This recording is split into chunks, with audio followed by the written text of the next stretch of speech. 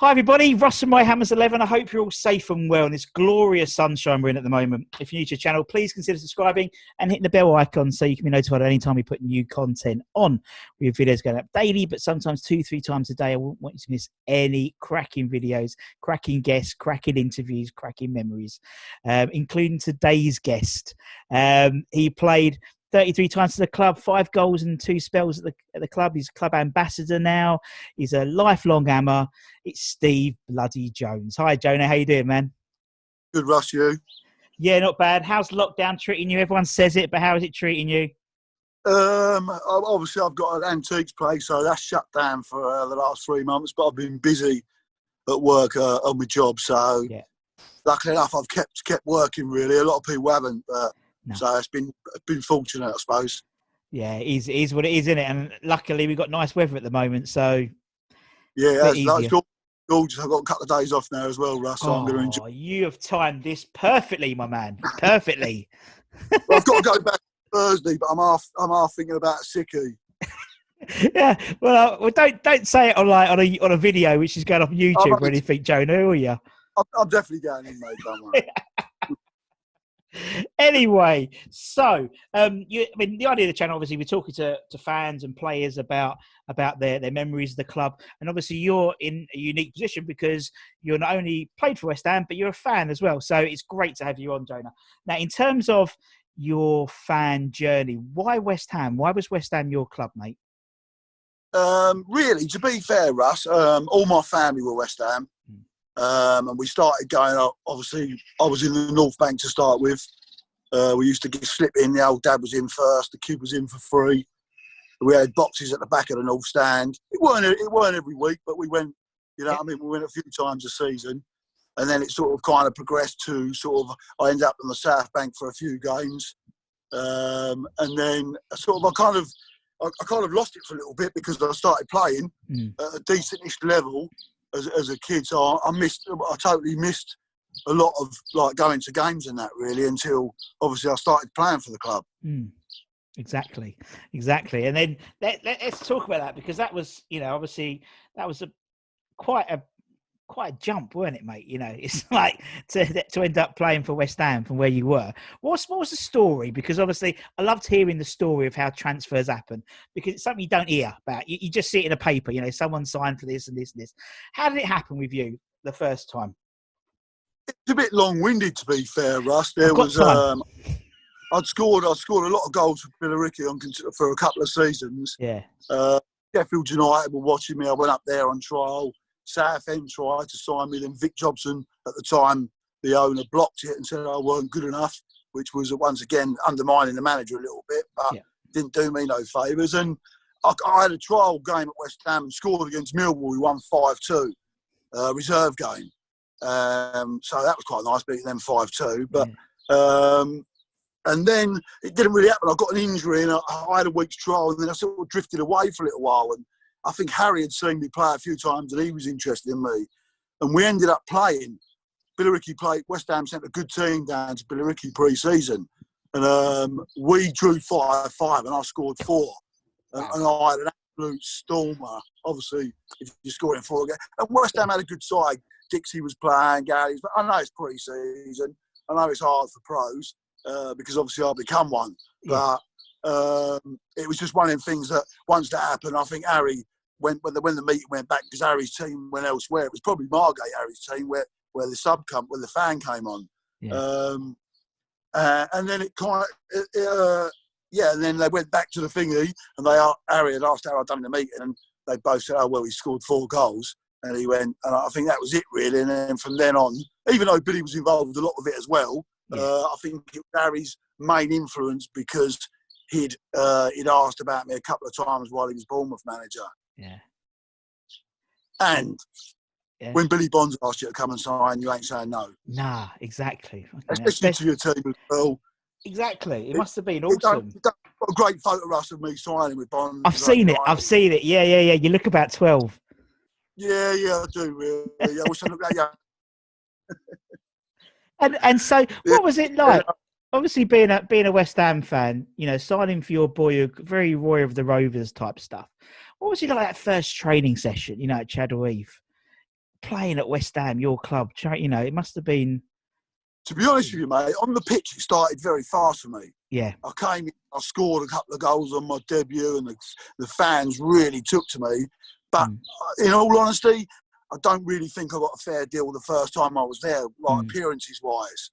You know, funny enough, the second time I come back, I was a better player, but it didn't really happen for me. I could have scored twice at Arsenal on the opening day, but it didn't happen. And then it kind of went from there, and a bid come in for me, and it was you got to go again, really. Basically, under Redknapp that happens, you know. It was crazy, really, because on the Tuesday night, I think we played Wembley away, Billericay. We lost 2-0, and I had a bad game, to be honest with you. I didn't play great. But Frank Lampard Senior was watching me, and as I was walking off, I was trudging a bit because I knew he was watching me, and he just winked at me and like just sort of nodded. And then I signed on the Wednesday and was sub on the Saturday. Mental. Bizarre. Yeah, it's bizarre. But that seems to happen. Everyone I've interviewed, all the ex-players, it's exactly the same story. They're like signed on one day, on the Wednesday, or like you, and they're in the squad for the Saturday. Or they're when I interviewed Leroy Rossini, like Friday he'd signed, he was in the squad on the Saturday, and it just means it happens so quickly. You know, nowadays it wouldn't happen that quickly, would it? To be honest, the squads are so small then. You know, I mean, I think if you bring someone in and there's 5 subs and you've got 10 players, and you've signed someone for only 25 grand, but why wouldn't you throw them on the bench? You've signed him in the. So I mean, I'm a big, because obviously my boys at West Ham, he's under 15s now, and he's doing really well. But it's very hard for him now. It's very, very hard. There's like 30, 25 players of his age group to come through that system is going to take some doing. You're right, and then obviously with the influx of foreign-based players and stuff, it makes it harder for the sort of the homegrown talent to come through, doesn't it? I know there's restrictions on how many, you know, in terms of players. There's not really restrictions, though, is there, Russ? We don't have to play. We don't have to field 7 or 8 English or British players, which we should do. It should be 7 or 8 British players and 3, and then I think it works in our favour. Yeah. We could start blooding a few youngsters, and you've seen what it does to most teams. If they do that, it can be a success. Yeah, no, definitely. We see it time and time again, don't we? Especially at West Ham. Yeah, and you know, and when we do have 1 or 2 or 6 at one point, where we had, like, you know, the golden era with all like Joe and that lot, you know, it makes a big difference. And that's why I think people took to you, Steve, because it was like you're a West Ham fan, you're a West Ham boy playing for your club. It's like everyone who's those 30-odd thousand at Upton Park would have traded the shirt off their back to be in your position. And do you know what I mean? I think that's what West Ham fans love to see, is a West Ham boy playing for his club. Yeah, of course. And I think West Ham fans, mainly, if you put effort in, Russ, sometimes you don't have to be playing well, mate. No. You know, I mean, we all have bad games, and at the start of my career, I had more bad games than I had good, for sure.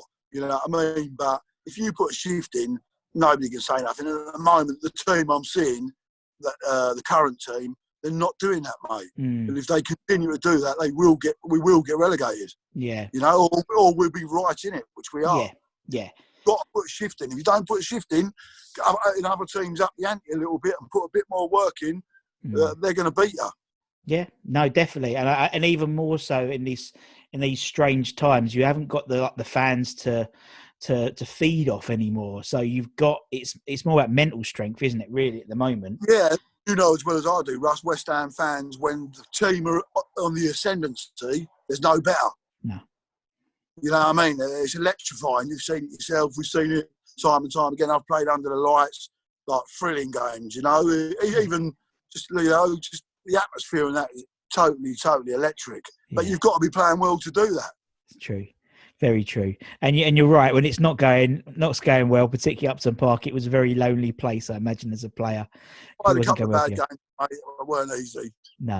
No, particularly. Well, to be honest, your second spell, as you said, you didn't have a good rub of the green. To be honest, you know, you in terms of strike partners, arguably as well. You know, and it just, as you said, you came back as a better player, but I don't think the team was better when you came back. If that made sense.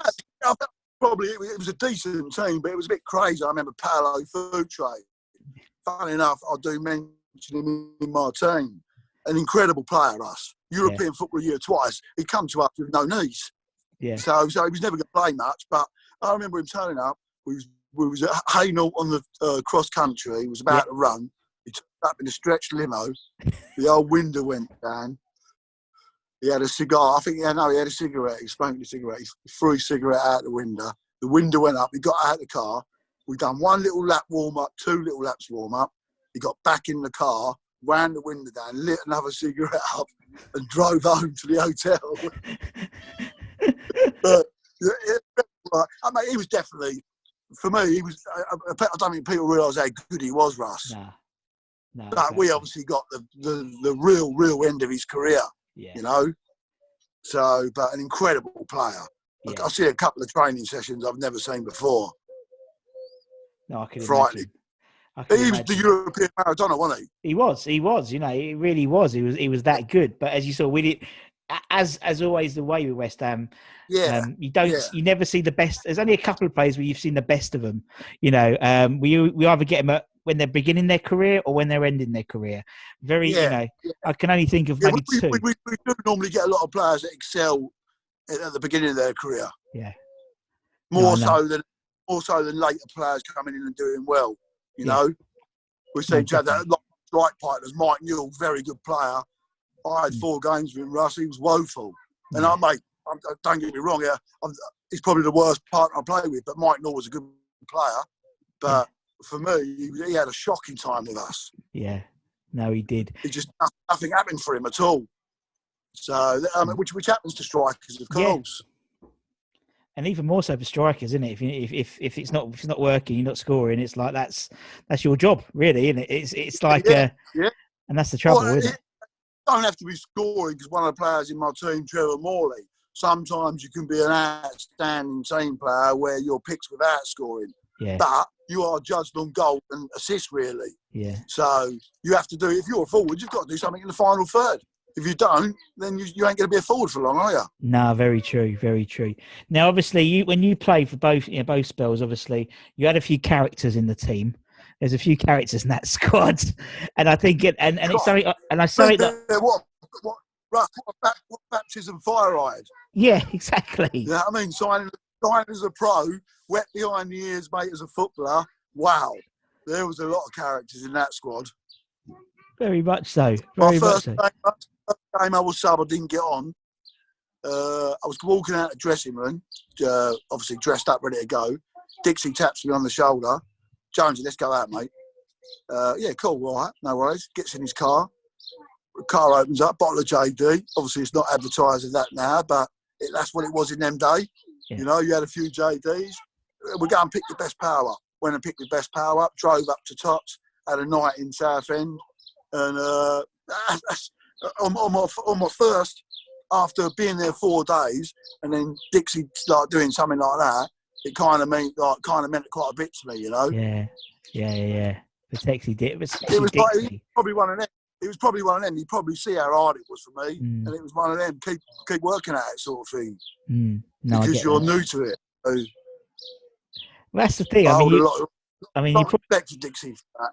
Yeah. Well, I think, I mean, and for coming from Dixie meant a lot for you as a fan as well, because obviously what Julian sort of means to the club as well. And if he's putting you under his wing, so to speak, it's not.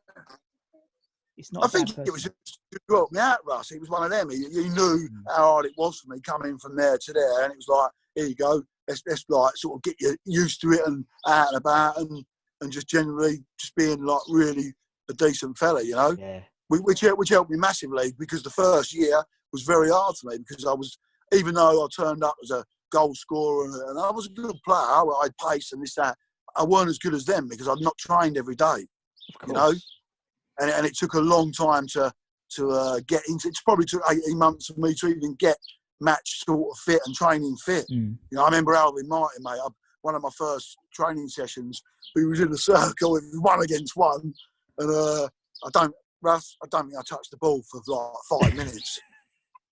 Yeah, I mean, we're talking about an England international. Yeah. Who's playing for 20 years, mate. He just played me off the park. bounced the ball off me, played nuts for me, this, that, the other. I think I crawled off the circle because I was so tired for trying to catch him. Yeah. Well, that's the I thing. was twice as good as Alvin. Yeah. So, no, I get that. I weren't in the football brain at the time. No, it's a different mentality. It must be a completely different mentality from playing, non-league, and then to play, where it is your job is to play football. And it must be so bizarre to flip that switch, so to speak, because you'd be, as well as playing football, you're grafting as well. So it's like doing, not having to do that, but playing football, it must be sort of a bit of a head fuck, to be honest, you know what I mean? Yeah, and you have to come back in and obviously you have to get used to training 5 days a week. Another situation I had when I was at the club, Alex Bunbury. We used to work very hard, Russ. Paul Hilton, the reserves, really hard. If you weren't in that squad, you ran, you started on the corner flag, you did a lap of the pitch around the back of the goals, you had a minute's rest, you went again, you done it 10, 20 times. So it was real hard graft. And I remember when we signed Alex Bunbury and he weren't in the squad for the first week. I don't know why. But anyway, it was easy for me because I could run. Like people like Peter Butler, running was quite easy for me, Russ. But after he'd done one lap, second lap, he's 3 minutes. And he's nowhere near it. Everyone else is doing the times, and he's 3.5 minutes for a lap of the pitch after the second one. And all I can remember is Harry saying to Bill, what have we signed here? What have we signed? He can't run. He can't run. And bearing in mind, this guy was, once again, held in high recognition, wasn't he? Yeah. Yeah, we paid £500 for him from I think Maritima. I think something like that. Yeah, it was a big signing. It was a big signing. It was a big signing. But it weren't good when he couldn't run around the pitch twice. No. So especially in this game, exactly, or the British game. Exactly, and obviously, you mentioned Butts. Obviously, we've interviewed Butts. Who's got I watched Butts. The crazy life of Peter Butler. But obviously, you two got quite close. Were you drive partners together, weren't you? He'd pick you up and stuff, wouldn't he, and vice versa? Yeah. I mean, the whole time that Butts was there, virtually, I virtually went in with him, and once again, I've not got no higher words about Butts, mate. An outstanding player, an outstanding person, and I loved the way he played. He's my 11. I loved the way he played. He'd tackle, get up, he'd go again. And he could play as well, Russ. And he had the simple. He could win the ball, mate, and he knew when to give it. Yeah, simple. And that was part of that promotion on the 92-93 season, which, luckily enough, I think I played 9 or 10 games with sub appearances in it. Scored a couple of goals. It was a very, obviously, I was never going to play towards the end. They signed David Speedy, Clive Allen coming, I think. Yeah. So there were some high caliber strikers there, Russ, for the time. So I got the odd sub appearance at the end, but I was never going to play a lot. But that was an outstanding team, and Butts was a big part of that. Yeah, he was, and I can imagine all those. Go on. Great fella. Fella. I can imagine you and him having a good old chat on the A127. You can't drink, mate. 2 drinks in sleep. I remember going out a couple of times. The people used to put beers on his head, Russ, because he was, after 2 or 3 beers, mate, he was snoring. Well, he tells me he can't tell his every time, because when we interviewed him, because obviously he's in Liberia at the moment, and his apartment backs onto the beach. Yeah. And he was going for a couple of beers afterwards, and he said, "Don't tell the wife." And I said, "Well, a bit like you just said, where you said you were going to throw a sickie." I said, "Well, you've just done it on YouTube, mate. So if your wife hears it," he's like, "Can we edit that?" We're both guilty, mate. Both guilty. You mentioned about your 11. Obviously, what's really cool with the 11s from the players' perspective is we get a totally different perspective from the fans' perspective, because as you said, for example, Butts a classic example. He's appeared in lots of players' 11, but not necessarily in the fans' 11, because because he does a lot of the work which might not be appreciated, you know what I mean, but by the fans, but the players know how good a player he was. So that's what's quite nice about the difference. So do you know what, Russ? I don't think the fans didn't realise what a good player he was, and I think the fans always loved him. Oh, definitely, I loved him. But he's not a standout player. I know. Yeah, that's what I mean. He's not one going to twist and turn the game, even though he scored in a couple of games. Funny enough, what I played in, he weren't a player that was known for getting forward, being creative. You know, he was a grafter. He was George Paris. George Paris. With they both could play. There's no question about that. But they also put in a tremendous shift in. No, totally, and actually, that's exactly how I felt about not just Butts, because I always followed Butts because he was the first player I ever met. Shook hands at a Junior Hammer birthday party. I've done a few of them parties. I know. Could you imagine that happening now? You know, your daughter's having a birthday party and Anderson comes in and shakes. That wouldn't happen. That wouldn't happen. No, I doubt you'd get them there, would you? No, exactly. You wouldn't get them. You wouldn't get them there. But obviously, watching. Obviously, we haven't known football until recently, and having like watched a load of old football back again, I could appreciate it through older eyes. So, like, you know, that 92-93 season, that was sort of my main. Like, that's when I sort of got into football, West Ham, and it was like, you know, it was the strikers, it was you, it was Speedy, it was Clive Allen, it was you know, Bish, it was people like that, but watching back, as you said, now I now appreciate people like Butler more. I appreciate Breaker more. People like that who did a lot of the sort of the donkey work, so to speak, which as a kid I wouldn't look at because it's all about the goals and it's all about the flashy players. But actually now you appreciate. It takes me back to my childhood, mate. Yeah. Mate, I was obviously a West Ham fan. West Ham family was all West Ham. We went at times. But at the FA Cup final, Russ, I was the person that scored the winning goal.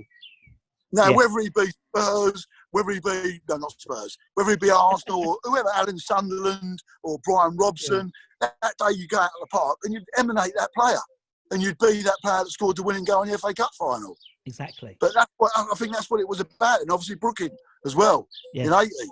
You know, I mean, I was 10 years old, so I would have been Trevor Brooking diving header.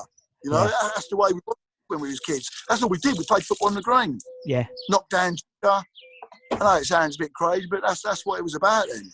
Wembley doubles. I used to love Wembley doubles. Exactly. Mate, yeah. You'd always. Wembley... I think most kids would have been the same back then, Russ. Of course. And he's I remember we used to play the cup final. And it was all a spectacle. Yeah, it was it's not now. You got up on a Saturday morning and you watched it from 9 a.m. Yeah. And it was the bit right to the game. You know, but now, obviously, times have changed, mate. Champions League's overtaken. FA Cup's not important. The League Cup's even less important, which is quite sad, really, because I think they're two great trophies. Yeah. No, definitely. And you're right. I mean, now it's like the FA Cup is on, like, I don't know, 5:30 on a Saturday, and it's like, well, after a Premier League programme, you know, they're like a week, you know, and it's just, you know, I think although saying that, obviously when we went in 2006, that was obviously a big day for West Ham, you know, because we weren't used to going, we hadn't been there for a long time, and I went to that, that was just, I mean, I always loved going to Cardiff. I thought Cardiff was really cool.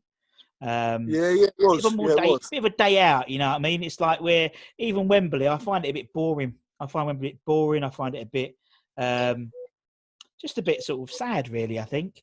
Whereas Cardiff, I find a lot more everyone together.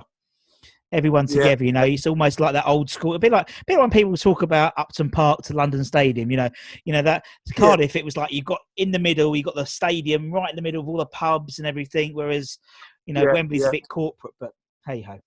It is what it is. Anyway, I know what you're saying about London Stadium. I think it'll work there in the end. Yeah, if they get them stands, so if they can break that tarpaulin gap and bring it closer a bit, you've got yourself a pucker stadium. I think we got sort that out. No, which I'm sure sooner or later, whether it be the owners in charge now or if there is a next one, whether it be, it will happen. And it'll bring it all back. And once again, Russ, football's about players and teams going on the pitch and putting a performance in that warrants the atmosphere that West Ham fans give it. And they haven't done that for a little while. Yeah, no, I agree. You have to perform with West Ham fans. You're in no better place. I've been to the London Stadium, the Chelsea game, the Spurs game. Electrifying. Yeah. You know? Because we're putting performance in against a good side. And that's what needs to happen. And hopefully it'll happen sooner rather than later. If the team are performing, the stadium's the last thing on people's minds. Yes, definitely. That's basically it. Yeah, Man. yeah. It ain't Upton Park. It ain't as good as Upton Park. No, it's different. It can be better in the future if they improve the stands. Yeah, and the harshest thing is, and I've said it lots of times before when people ask me about the stadium move, is it's not, and it's it's not really for our generation, Joe. It's for your daughter, my daughter. It's for the younger generation moving forward. Cool. And that's hard to take. We've been the worst of it, Russ. Obviously. Yeah. It's a new move to a new stadium.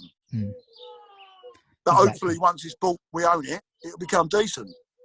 Yeah. Well, I think it's all there. All the pieces are there. That puzzle just got to be put together properly. The pieces are there. That's no doubt about that. We've got the fan base. You've got the infrastructure, the travel. Yeah. I mean, Upton Park was falling apart. Bless her. She was great, but she was falling apart. And if that district line's buggered, you are buggered to get out of Upton Park, innit? And so people forget about those things. That massive queue down Upton Park when it's pissing down with rain. We've lost, 4-0 against, Swansea, the last game of the season. Funny though, there were some funny times in them queues. I was a fan. Yeah, it was. There's a lot of character there. I mean, Gary Firmingham, people like that, Phil Daniels, that I knew, obviously because I used to get the train anyway.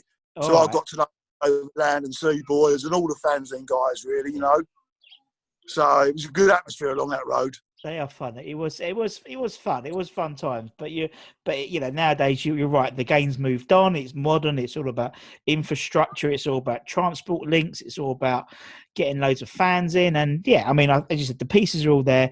And hopefully, get this season out of the way. Get everyone. God knows when we all go back in there. But I think once we all get back into the stadium, I think it will mean people will be a bit more acceptance, you know what I mean? Because everyone will be together, be 60,000 people there singing bubbles together, and it'll be. I think it's opened people's eyes to this whole pandemic around appreciating the smaller things. And Peter said to me, West Ham in the last few years is like a chore going to the London Stadium, but it's a chore they want to do again. They want to go back. Same as me on Saturday, going there. It's like. That's that comes with West Ham, doesn't it? It does. If you're a West Ham, you will continually go, won't you? Yeah, it's not about the football at West Ham. If it was about the football, none of us would be West Ham fans. No, because we've won fuck all since. More about the football beforehand, but now it's not so about the football. No. But I think that will come again, Russ. Once we get a decent side and the stadium gets sorted, I think you've got like you said, you've got no better place to have a stadium. Yeah, no, I totally agree, man. Anyway, let's crack on to this 11. We've had a little deviation to the stadium discussion. Let's go back. Right, let's go for this 11 then, Jonah. Who's in goal for the Jones 11? That's what I want to know. There's only one goalkeeper for me, mate. Ludo, obviously. Yeah. I had 2 spells there, but Ludo was, mate, professional, unbelievable. And a sponsored Skoda, mate. It don't get no better. Yeah, exactly. Another Skoda. Oh, bless him. Yeah, I think it was it Butts, and I was talking to Butts, and he was talking about Martin Allen. That wasn't Butts. Tell it was Kevin Keane, and Martin Allen had a his car was sponsored by Alan Ford, round by Romford on the roundabout, and he would get a few of them had Fords from sponsors then. And I bought my car from them. I live in Hornchurch, so keeping the tradition going. But he'd get a phone call every month from Alan Ford to say there'd been a complaint about his driving. What's a price? Right, so we'll put Ludo in goal. Let's go left back. Who we got? I could probably guess left back, but who we got left back, Jonah? Yeah, we got Dixie left back, mate. Yeah. Don't really need to say much. Well, we can say what we want, mate. Fantastic player. Great lad. And it's good to see him continually do well as well. Yeah. It's good to see that Slavu's, once again, he's in my side coming up, which will surprise a few. They've done together, they've stayed together, and they've done really well. Yeah. They was unlucky at Birmingham, Russ, to be honest with you. I think it was such a great season, the last season at the Boleyn, that I don't think that worked in their favour. No, and the stadium as well. Yeah, no, I agree totally. But it worked. I mean, that last season, as you said, Upton Park, all the stars aligned, didn't they? A little bit. You had the right manager, you had the right assistant manager, you had the right star player, and it just all worked. And unfortunately, I think the bar was almost raised too high, assuming, okay, we're going to the next level, not realising that everything's going to be different. And every team that moves from stadium, that first season is always awful. You know, when Arsenal moved. And Spurs now. Look at Arsenal. They're struggling, them two, aren't they? Yeah. You know, I mean, Arsenal really struggling, Russ. Yeah, they are. You know, big table material if they ain't careful. Yeah. You know, so it's, when you do go to a big stadium, it does bring a different. You then need a special team. Yeah. And I think like the likes of Man City have had that with Guardiola. Yeah. I think he's put the team on the pitch that warrants that stadium. And I think Klopp's probably done the same at Anfield. Yeah, no, I agree totally. Right, we'll put Dixie in. Let's go right back. Who we got right back then, Steve? Robot's right back. I know who Robot is now. I didn't know who he was the first time. Martin Allen looked at me like I was an idiot. So I know it's Timmy. Machine, absolute machine. And a good player as well. Yeah. Great trainer. Once again, he went on to do a bit of coaching in the game, and I think he's still in the game, Russ, isn't he? Yeah, he is. He's, I can't remember who he is, but he is because we interviewed him, and he was a lovely guy. Yeah, he's definitely still in the game. But that's good, and that's a testament of how good these players are when they, can, you know, they're still going. You know, still going, but you know what I mean. Well, Russ, Potsy's not in my team. Obviously, I put him on the bench if I had 5, but Potsy warrants being in there as well. Yeah, the fact that it's right back and Tim was so strong there, mate. Potsy seemed to play more centre half when I was there. Yeah, no, definitely. Obviously, I picked other centre halves. Yeah, of course, right. So, who are those centre half? Who's your first centre half then, Steve? Alvin's first centre half, mate. Yeah, arguably one of the best centre halves I've seen play the game. Really, and I see him towards the end of his career as well, once again. So, but just an incredible player, mate, and I could see why he played for England. And I was probably surprised that he didn't play more for England, you know. And a top fella. Yeah. And a top fella. West Ham in his blood. 100% every game. Would die for the club. And a player of great ability. Yeah. So it don't really get no better, does it? No, you don't. And I think you already said he's going to partner with. He'll be in that first training session. So exactly, he's already set the mark for you, didn't he? To be honest, that first training session. Right, who's your partner? Is it Slav? You said. Yeah, I'm putting Slav in there mainly for obviously the second spell. He done great for Croatia. He done great for West Ham, but I think the pound notes become ringing when Everton come knocking. And I don't think he could turn it down. But a very old centre half, good player, very modern day centre half. To be honest with you, he'd fit in quite nicely nowadays, Russ. Yeah, and his coaching, and you can see his footballing brain how he's done with his coaching and his managing. Oh, definitely, and you can see how, particularly when he was our manager, you know, there was a real team spirit. Do you know what I mean? It's like a togetherness, and you can see that came through. And obviously, as you said, he was in Ayman. And he was in, the Croatian national team, and he was always, it was unusual to have an international player for West Ham, so to speak, in that respect, from Croatia. Yeah. But he was a good lad. He was a good lad. But an outstanding player, mate, top fella, and just generally, I thought I'd slot him in there. Really, I could have had Galley, Potsy, I could have had quite a few people. Really. Yeah. I threw Slav in for a bit diversity. I like it. That's a good shot. That's nice. Right, okay, let's go midfield then. Let's go left mid. Left mid. Who we got left mid? I struggle with left mid, mate, and I was going to throw someone that I never play with, Dimitri Payet, but I'm going to go with Kevin Keane. Yeah. Because I played with him a bit, not loads, Russ, but a really exceptional footballer, and once again the same as Alvin. 100%, really good player, great footballer, and a top fella. I remember jumping him for the first goal. If I look at the video, he can't hold me. I'm obviously 14 stone. He's tiny. He wobbles backwards. I nearly crush him. So I always quite remember that from our first goal. But no, the top player and top fella as well. Yeah, good shout. Put Keno in. Okay, let's go the other side. Let's go right mid then, Steve. Tough again. I flirted with Matthew Rush because I had 2 seasons with him in the reserves, Russ, and I got to know Rushy well. We were good mates, and he done well when he came in at times as well. Yeah. But gone with Martin Allen, and the reason I've gone on the right of him, obviously you're understand when the two centre midfielders come that I couldn't leave them out really. Yeah. Infectious, great character. Then once again, we've said that before about players. Just an exceptional character, crazy, made you laugh every day of training, which helps the dressing room. West Ham had 4 or 5, 6 players like that at the time. Yeah. You know, there were some strong characters there, like you said. But no, and a better player. Once again, a lot of people think he was just a tackling, but he was a good player, mate. He scored goals. He got forward. He could play, mate.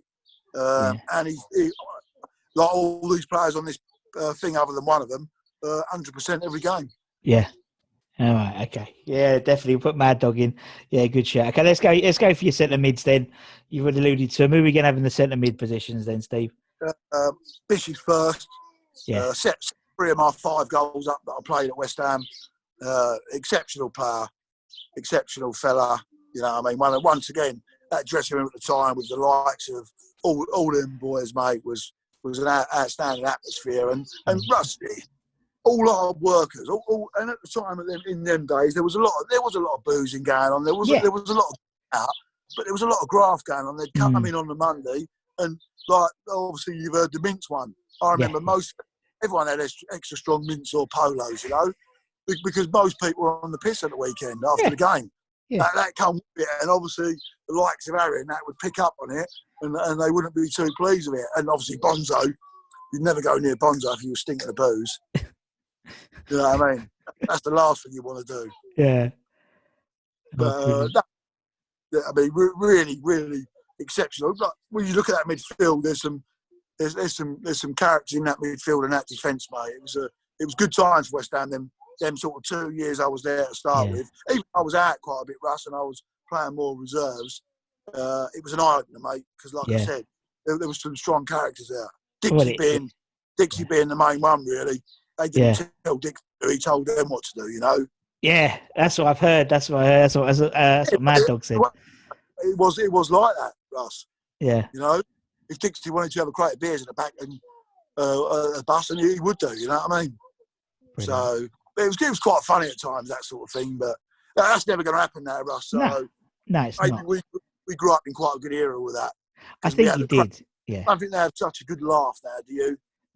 No, and I think that comes across, and I've said it in lots of these videos, that the one thing that's come out of all of this is there's a lack of characters in the game now. Yeah. Not just West Ham, but across. Obviously, I played for other clubs, and I remember I played in the Charlton playoff, and the year we went up. Once again, that team, a lot of British players, and a lot of characters. And that's what got the team up at the time. Like all these, you know, you see it with a lot of clubs that have come up through the leagues. It's like what Eddie Howe's done. Yeah, you know? True. He's got characters together. He knows his players. A bit different now, admittedly so. And Eddie's done a great job, of course. But you know, it was a lot of bonding then, and teams were driven by team spirit and stuff like that, and characters, and the fans loved it well, Russ, as you know. They did. You're right, and it's like you could associate yourself with players, you know, like guys like you and guys like Bish and Mad Dog. You know, the fans could associate them. Obviously, they could associate them more than nowadays. I can't really associate myself with Felipe Anderson and Sebastian Haller. No. They're foreign-based players, and there's not that sort of. You know, it's not against that at all. But the thing is, it's just you don't have that closeness that you did with the players, because then they'd hang around. You know, I mean, Gailey said when I interviewed him that every year was a testimonial year for him, for his in the team, and that's what you got. You got like a real bond. You don't get that anymore now. And the ones that do stand out, like Mark Noble and you know, I mean, Winston Reid's been around for 10 years almost now. Yeah, exceptional the club. And it's just, you know, it's strange. And I think that's why there's sometimes a disconnect between players and the fans, is because the game's different now, and they all bugger off after 3 years. Same as the managers, really, as well. You know, Russ, you know as I do. Philippe Anderson's on 150 grand a week, mate. Now, if you're on, footballers have become rock stars. Yeah, you know, I mean, they've become virtually untouchable, mate. Whereas rock stars now have to graft. They have to go and do concerts because they don't get dough for music. No. You know what I mean? So it's kind of but football are rock stars now. Yeah. It's mega money. If you reach the top, you've only got to have one season, Russ, and you're a multi-millionaire. True. That's the way it is now. You know, it's very fortunate. Them players are very fortunate, mate. Very fortunate. Yeah. And sometimes I think the fans get frustrated, and myself being a fan, I do, because when you see them players that are on them sort of money and they don't even sweat and they don't even run up and down and try. Don't get me wrong, they're good players. We know they are. They've got great ability. But when they don't do that, it's like, hold on here. You're on 150, 130, 110, 90 grand a week, and you're not trying to leg it. Yeah. And that's and you can see it in the performances at the moment. It ain't good enough. Yeah. Like I said before earlier, they've got to pull their finger out. Yeah. We will. We will. I think we will. You've got to play for the club, Russ, and yeah. You've got to play for the badge. You've got to play for the badge, and I think, and you're right. I think that's why people get frustrated when players don't play for the badge. And unfortunately, it's a nature of the game now. As you said, players can move. You know, they can throw their dummies out of the pram and move. And so, well, let's be fair. One of our best players, probably from the likes of Brooking and Bonzo and Devo, Dimitri Payet, mate. Yeah. You know, look what happened there. Exactly. I don't know what went on in his private life. Will it ever come out? Who knows? But the way it just turned so quickly from being arguably one of the best seasons I've ever seen from a West Ham player for a long, long time to coming on strike. Yeah, true. Incredible. But it was, which was a shame, really, because he was an outstanding talent. It would have been nice to have him there for 2 or 3 seasons. Yeah, or even if he didn't strike, strike and they sold him in January, whatever, you know, it's the way players leave nowadays, isn't it? You know, people accept people will move in the same way that, you know, I'll move from one job to another. You know, it's a career for them rather than a passion, it seems, and I think that's what happens. Right? Okay. Anyway, when I moved from the club, the second spell, I played a few games. It didn't quite happen. No. Charlton's come to me for $500,000. You know what Harry's like. He's not going to turn that down. He's only paid 200 grand for me. He's going to move me on. Hopefully that part of that money went towards the Hearts and the Kitson that revived them seasons, you know? Yeah. Even though I only had 6 games that season, that bit of dollar, I think, helped out in them causes, which obviously helped the club out. So sometimes moving on, you can't really stop it. No, you can't. But as you said, it's the way people move. It's like if Dimmy went on strike, or, you know, Arnautovic, and it's all those maverick players. You have to take the rub of the green. I mean, everyone Paolo only came to us because he pushed the referee over. You know what I mean? It's like, you know, so and Dimmy came to us doing the same thing. He left. Funny enough, Russ, that referee, I don't think he refed again, right? But his comeback game was at Charlton. And I was at Charlton at the time, a reserve game at the training ground. Oh, right. And when he turned up, the whole of the Charlton dressing room was singing Paolo Di Canio. Just for the simple fact, we know why. But it was hilarious, mate. Hilarious. And that's once again, that's Charlton fans, Charlton players singing out about a West Ham player, but just to give a bit of stick to the referee, which was warranted, really, because the fall over was probably one of the most extravagant I've ever seen in my life. And I don't think it was, man. It was very good. Did he ever come back? I don't know. I think he must have done. Because I think he did. He must have done. I'm pretty sure he did. I mean, he didn't injure himself. It weren't that bad of a fall, was it? No. And obviously, famously, wasn't it? Was it Razor and Ian Wright did the celebration the day after, didn't they? But there's right. Anyway, back to the team. We put Bish in. Who's the other centre mid? Peter Butler. Peter Butler, of course. I should have just guessed that. Peter Butler. A very workmanlike centre midfield. A bit of talent, a bit of goals in there. But there's a lot of work in there. It's a good centre midfield. That lot of graft there, that's for sure. Yeah, right. Yeah. Up front, playing yourself. I'm going with 1-1. 1-1. Okay, go on in. I'm going Paolo Futre. Yeah. Because of one really training session I had with him, and I'll tell you. And Trevor Morley up top on his own. Oh, nice. And to bear in mind, I jotted down 5 subs. I put myself as sub, which I was generally anyway, so that kind of worked. But I got Tony COYI, Clive Allen, Kenny Brown, and Steve Potts. Oh, nice, good bench. I mean, Clive Allen and Tony COYI are subs. Incredible, really, isn't it? But it is. You see the players. I mean, the players you played with. You know, you read through. You would get on. No, you probably wouldn't stay. To be honest, when you got TC and Clive Allen. I mean, what was it? So it might have been Mad Dog, or it might have been Keno was saying that Clive Allen was the best finisher they saw at the club. They said he was. Well, you know what? Russ, I had one training session. Well, I tell a lie. I stayed behind quite a bit, and Clive. Once again, this is typical. He said, "Jonesy, come, we're going to do an hour." And we used to do a thing. We'd be like 18, 22 yards out, and he'd stand in front of you. You'd be back to goal, 6, 10 balls, and he'd drop them over your shoulder, and you had to turn, half volley, whatever on the six. Russ, honestly, to start with, I was woeful. But the more I did it, the faster I improved, very much so. Yeah. But Clive Allen, 10 out of 10. Yeah. Bottom corner, top corner, rattled the bar, rattled the post. Every single one, Russ, was just, honestly, it was like, and in the end, I was hitting 3 and 4, but he was 9 and 10, 8, 9 and 10, mental. Every 10, and Tony was the same. Yeah, Tony was the same. They're both born goal scorers, mate. Born goal scorers. Incredible talent. Clive was some player, finishing wise. It was a good play. It was, obviously, it's part of that 92, 93 sort of season, wasn't it? He scored the goal. He scored the one that everyone went crazy at, and everyone ran on the pitch and we tapping, to be fair, wasn't it? Yeah, it was tapping. Yeah, Cambridge United. It was a tapping. I remember playing in Cosenza on I think it was one of my first starts. And we played away. We won 1-0. And we should never have played it. It was underwater.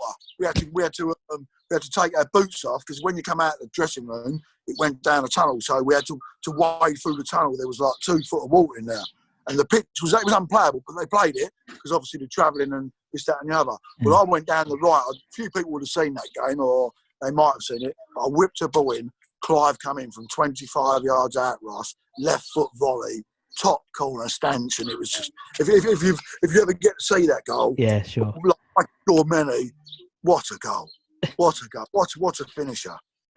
Yeah, and again, we got him roughly towards the end of his career as well, so to speak. Fair TC, Russ, saying that, he kind of, the first spell at West Ham, he kind of ended my West Ham career, because we played Everton at home, and I had a couple of chances. Neville Stafford done well and saved against me, and it was 0-0. TC scored up the other end for Everton in the 87th minute, and it was that. I think that was the beginning of the end of my first spell at West Ham. Oh. But I remember that really well, because I don't think I played again much after that. But it was ironic that TC scored the goal up the other end, as he often did. Wherever he played. Jonah, it's been lovely. It's been a pleasure talking to you. I've really, really enjoyed it. And obviously, we had a little phone call in the weekend, which I really enjoyed as well.